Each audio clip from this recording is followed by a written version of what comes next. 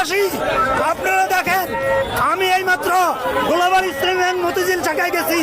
যাওয়ার পরে আমার 60 লক্ষ টাকা ওখানে আমানত আছে।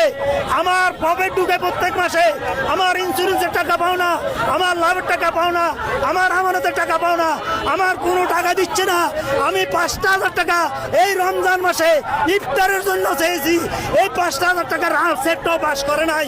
ম্যানেজার আমাকে গালিগালাজ করতেছে, স্টপিজ বলতেছে, এবং তার সহকারীরা আমাকে ধাক্কাধাক্কি করতেছে, আমার 5,000 টাকা দিচ্ছে না। আপনাদের কাছে আমার অনুরোধ, আপনারা যদি মানুষ হয়ে থাকেন, আপনারা যদি বিবেকবান হয়ে থাকেন, আপনারা যদি আমাদের মতো অন্তর হয়, তাহলে আপনারা এই জিনিসটা একটু বিচার করেন। এই মাননীয় প্রধানমন্ত্রী, আপনি বিষয়টা বিচার করেন। হে অর্থমন্ত্রী, আপনি বিষয়টা বিচার করেন।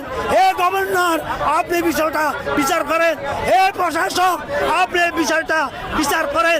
আমি এই রমজানের মাস আমার 60 লাখ টাকা ব্যাংকে থাকার পরে আমি 5,000 টাকা পাচ্ছি না। আপনাদের কাছে আমি বিচার চাই, আপনাদের কাছে আমি বিচার চাই।